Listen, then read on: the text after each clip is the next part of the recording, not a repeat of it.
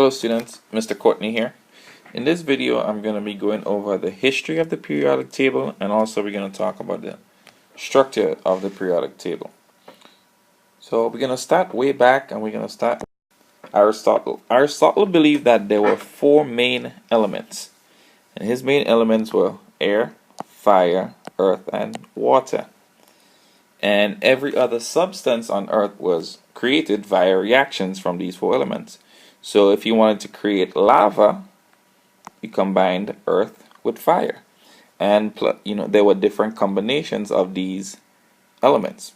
So you could have combined fire and air, earth and water, and you would make different substances.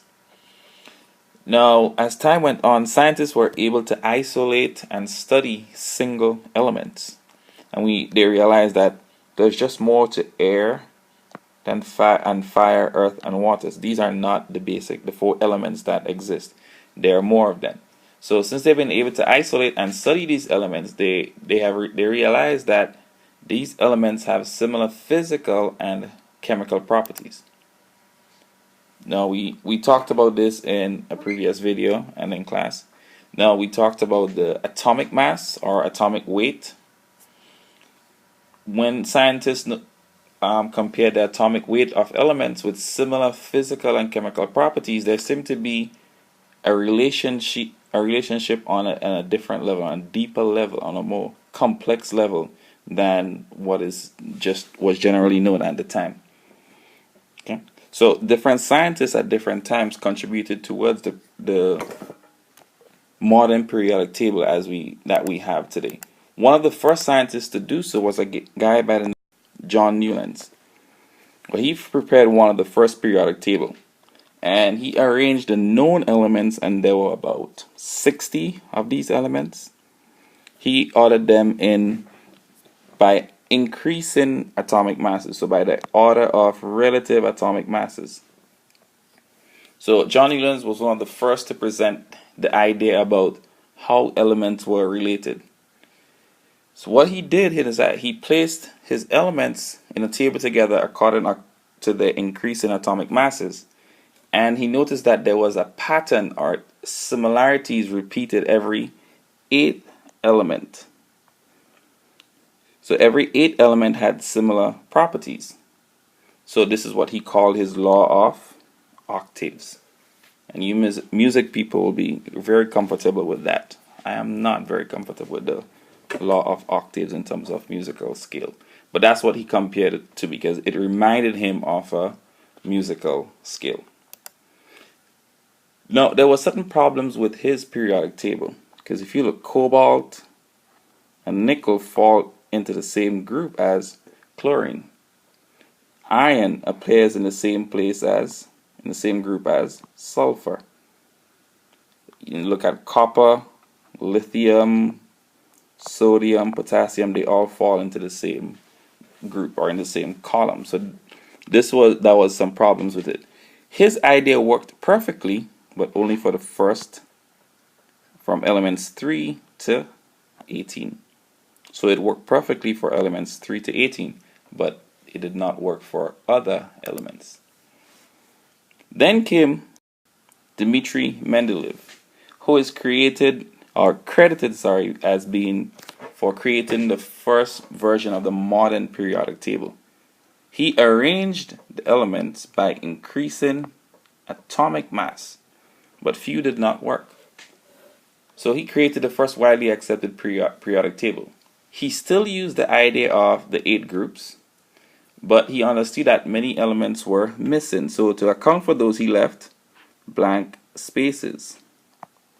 So these indicate blank spaces that he left for the missing elements, or the gaps. Okay, and that kept his periodic table properly aligned. He also predicted the properties of the elements that were yet to be discovered. So that's why he left the blanks. He left the blanks for the undiscovered elements, and he also predicted their properties. So for example, here, when this element germanium was discovered, it had the properties are very similar chemical and physical properties to what he predicted. Now, scientists continue to use the idea of atomic mass is to place the elements in order. But there seemed to be some kind of confusion in that some elements were thrown out of alignment, or the groups rather were thrown out of alignment. And then came the discovery of the protons, and so protons in the nuclei. And it was realized that each element had a unique number or a certain number of protons in the nuclei.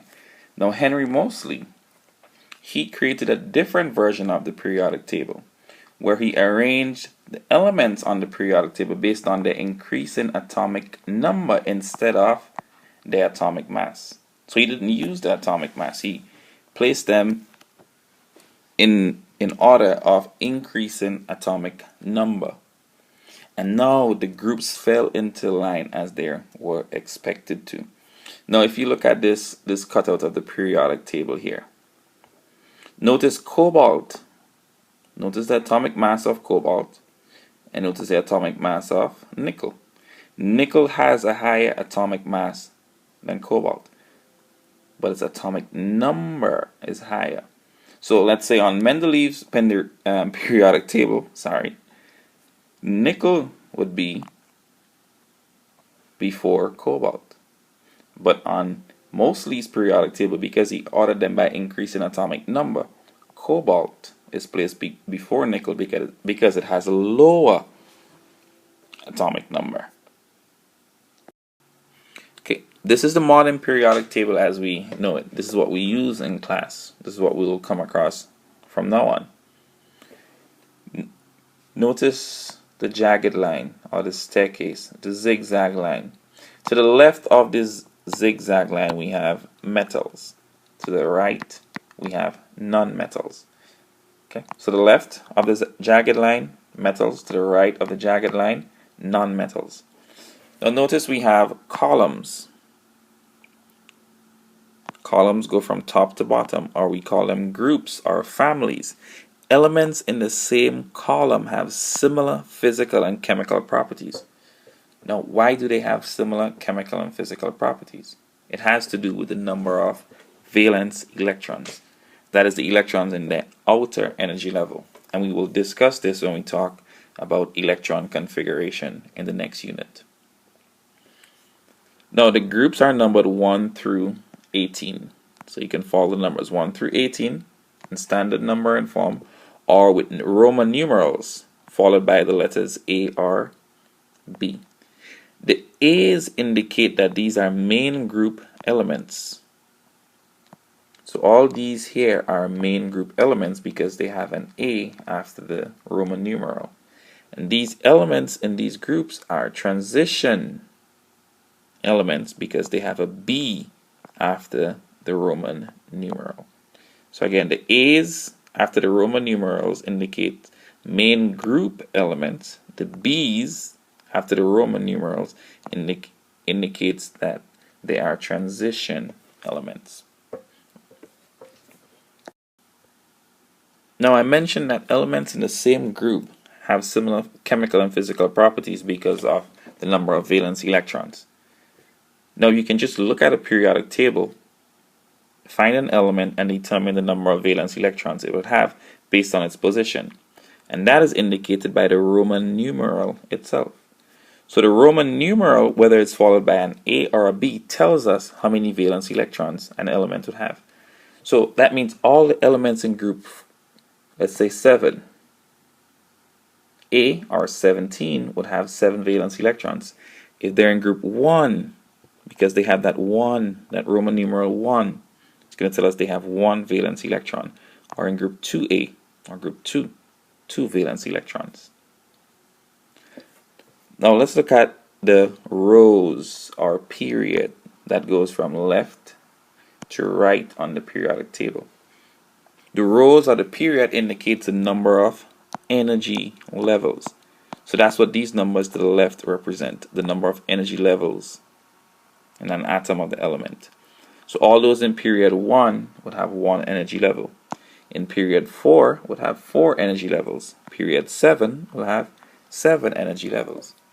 So now if I were to take the element sulfur, and I were to ask you how many valence electrons does sulfur have, we find sulfur, it's in group 6A, so it have 6 valence electrons. And if I were to also ask you how many energy levels will sulfur have, it's in period 3, so it would have 3 energy levels. Now, the elements that lay along the jagged line, so these elements here, now they're very special. They're called metalloids.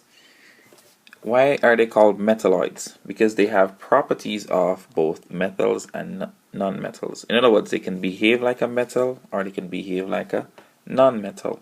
That's why they're called metalloids.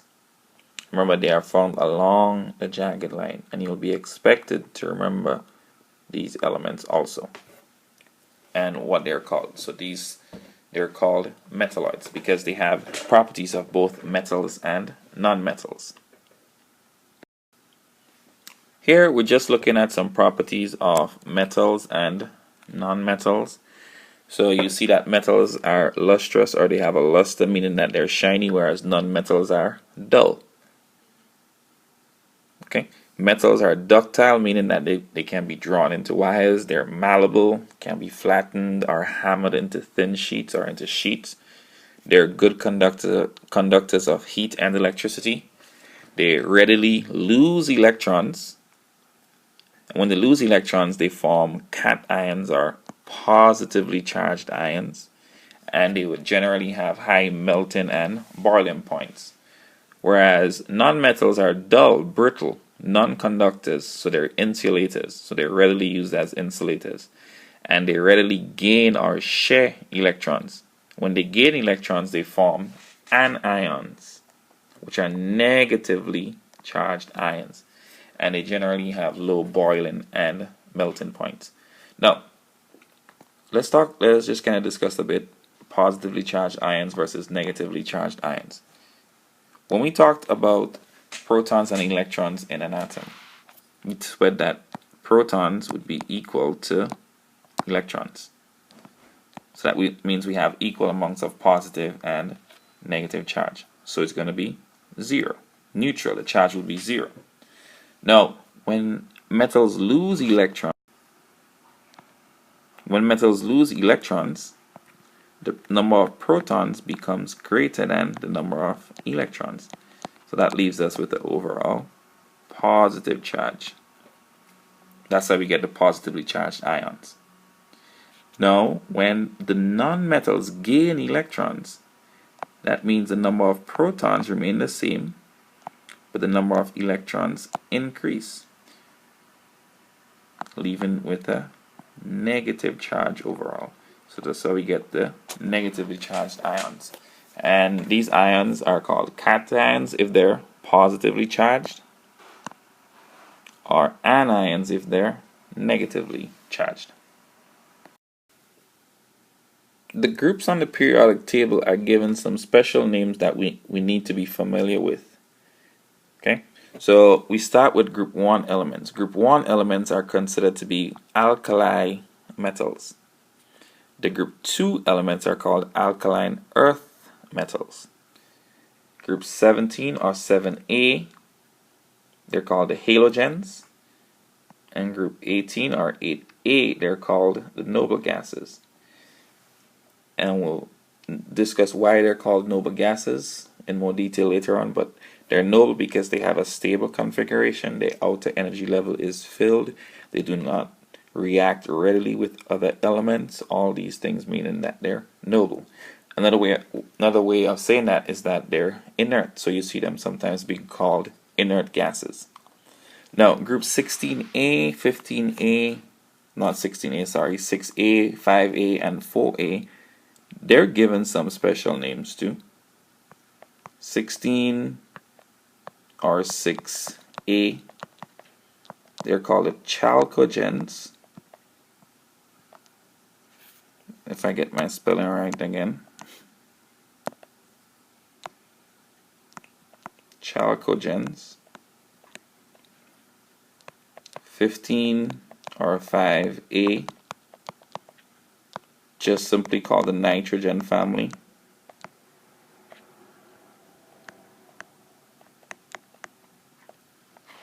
So if 15A is called the nitrogen family, what do you think 16 or 6A? Did I say 15A again? Sorry, 15 and 5A are called the nitrogen family. 16 and 6A.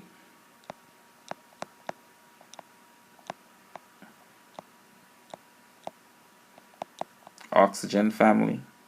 14 would be the carbon family, and there's not really a name given to 13 or 3A. Now there are two periods that we need to be familiar with. That is the periods that fit into here. They're named after the first element in that period, basically, or that section, I should say, the section of the periods that they're taken out. Remember, these here are called the inner transition elements or inner transition metals. Again, the inner transition metals are divided, let's say, into two periods, two main sections, based on the first element in that section of the period. Lanthanide, actinide. So all these elements in the same period as lanthanide in that section are called lanthanides. And those in the same period as actinide are called the actinides. So there you have it. So this is just a basic introduction to the history and the structure of the periodic table.